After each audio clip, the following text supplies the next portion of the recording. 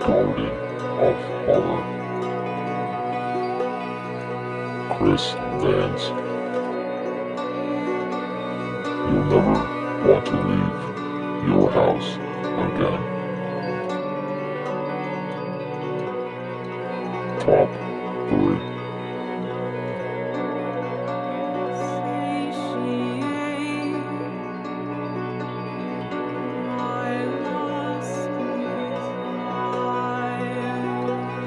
The Garden of Horror.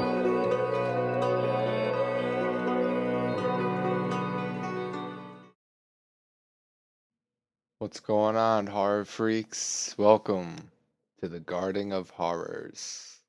My name is Chris Vance, and this is my first episode. Today, I'll be going over 3 movies that I've watched this week.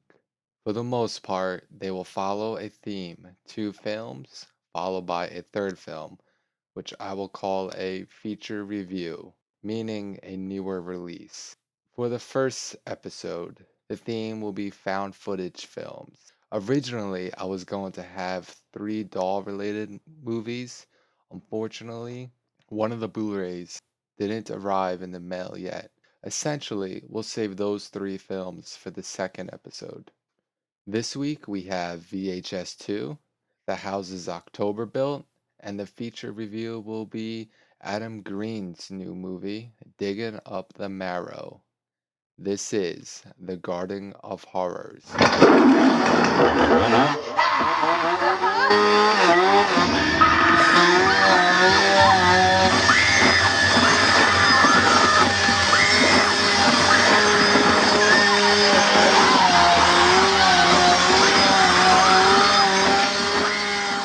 Each episode, I will discuss some worthy horror news, updates, and such. With that being said, a personal favorite of mine has made an announcement, the new Texas Chainsaw Massacre. The writers have announced a plot to this movie according to Deadline. Naturally, we have Leatherface, and he will follow 4 violent teens who escaped from a mental hospital. Eventually, they kidnap a young nurse and take her on a horrific road trip, all the while being pursued by a sadistic and unhinged lawman. The lawman will be played by Stephen Dorff. I do not know too much information about him. We also have an update on Rob Zombie's new film, 31. He's been releasing tons of information on the new film, including cast and our first image, well, a screenshot of the film. The plot to his new film includes 5 people are forced to complete in a game called 31, where the object is kill or be killed. They are pitted against a gang of vile, sadistic clowns known as the Head and are given 12 hours to survive in a man-made hunt called Murder World. If any of you guys haven't seen this image yet, I do recommend taking a peek. He kind of looks like a zombie with a face paint, essentially a clown, which I don't mind. It looks groovy to me. Now let's move over to a series that I grew up with called The X-Files. The truth is out there, right? Fox has confirmed the series is set for a new season, which will take place after it left off. This season will consist of 6 episodes. Also, this is great news, by the way, 3 of the original actors and actress are confirmed to reprise their roles as Mulder, Scully, and Skinner. Fantastic news. Now we'll get into our 3 films that I've watched this week. Remember, the theme is found footage. I do not mind found footage films. A lot of them are terrible, but these 3 I thoroughly enjoy. This is The Garden of Horrors. In Europe, between the 15th and 19th centuries, it is estimated nearly 8 million people were convicted of heresy and executed by fanatical witch hunters in order to save their souls.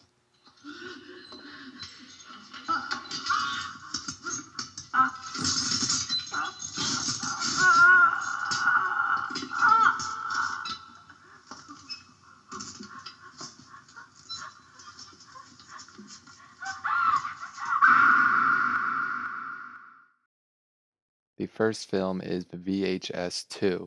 This is a found footage film that's also an anthology. VHS 2 is basically about two investigators who are looking for a missing student. They break into this student's house and finds an endless collection of tapes. One of the investigators decide to watch 4 tapes. This is where we arrive at the anthology part of the film. Now, these 4 tapes will leave you dismayed for a few days, which is why I thoroughly enjoyed this film very much. The first tape is called Clinical Trials. It's directed by Adam Wingard. Adam Wingard also filmed Your Next and Tape 56 from the first VHS film. It includes a man who was involved in an accident where he went blind. To fix this problem, a camera was installed in his eye. This is where the found footage comes into play. It isn't forced, and in more of a natural feeling. With the camera eye, he doesn't just see reality, he ends up seeing some ghosties. The second tape is called A Ride in the Park, directed by Greg Hale and Blair Witch Project's Eduardo Sanchez. This is a zombie short, yes, more zombie horror, but it's a short from the zombie's point of view. This really haven't been done before. This guy is riding through the park, naturally, with a GoPro camera and gets attacked by a zombie. Basically, the camera is still on the guy's helmet. Now we see through the eyes of the zombie. Really liked it. Tons of gore with this segment. Zombies really do wander slow as the camera moves at the same pace. Great idea, kind of funny too. As we watch the third tape, which is my favorite out of the 4, it's called Safe Haven. This one is directed by Timo Tanghagto. Totally nailed his last name. A news crew ends up having an interview with a religious cult leader named Father at its school. The news crew basically wants to figure out what is exactly happens at the school. Things turn around real quick. This one is one of the goriest out of the 4.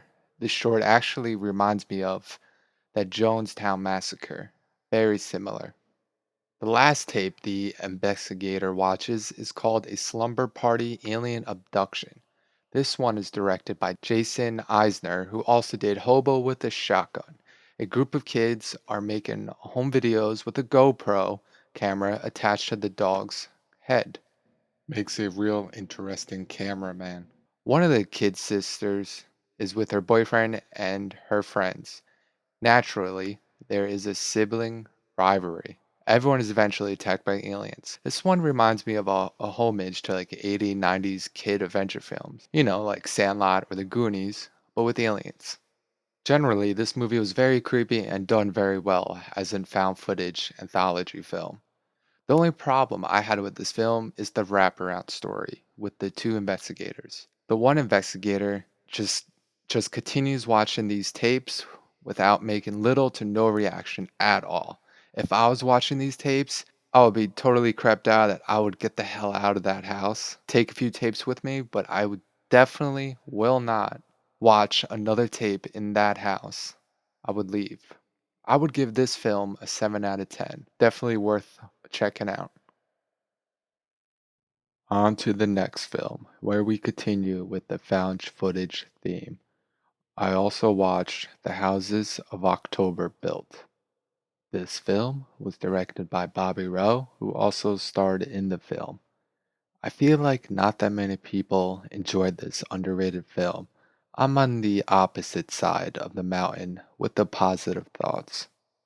This film starts off with 5 friends who decide they want to find the most freaked out attractions around Halloween. They're not looking for any haunted house attraction, but the one that will stay with them for years to come. The story sets off with 5 friends in an RV to venture on a road trip together to find these places of repulsion.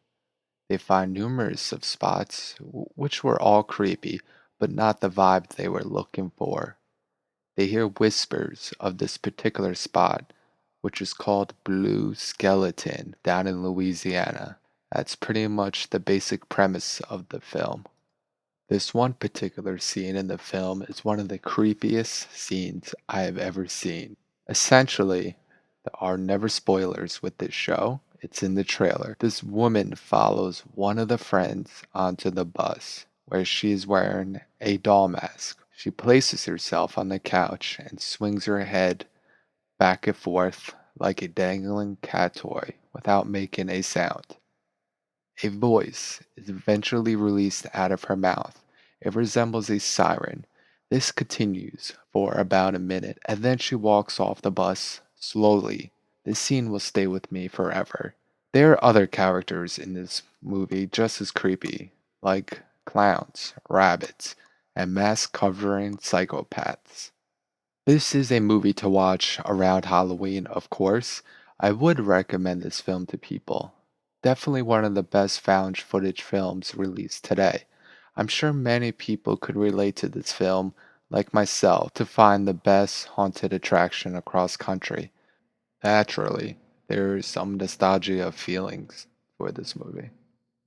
I would give this film a strong 6.5 stars out of 10. Okay, you ready, guys? For the third film, the feature film for episode 1 is Digging Up the Marrow. 100 yards beneath the surface of the earth exists a metropolis that mirrors ours in many respects. I call it the Marrow. This film is directed by an independent cult director known as Adam Green. He is known for the Hatchet series, which were all great films. They were over the top, B-rated gore, and just fantastic kills in each one. He's also known for his film Frozen and others. Now, I was looking forward to this film for a while. What a disappointment, but I'll get into that later. The film stars Adam Green as himself, who's received a letter from a man, William Decker, who is played by Ray Wise, who was in David Lynch's series Twin Peaks. Fantastic show. He also claims that he's a retired police officer from Chicago. This letter, he's found a place where monster lives, essentially the Marrow. Adam Green is very much intrigued by this letter and wants to believe real monsters exist in our world. Many points of the film, he really wants to believe. He takes his buddy to film an interview with William Decker and eventually films The Marrow. During the interview, William Decker shows his artwork of the monsters he's seen. The artwork is done by an artist named Alex Party. Alex Party's done artwork for a band that I used to listen to back in high school, which were called The Used, which I thought was pretty cool.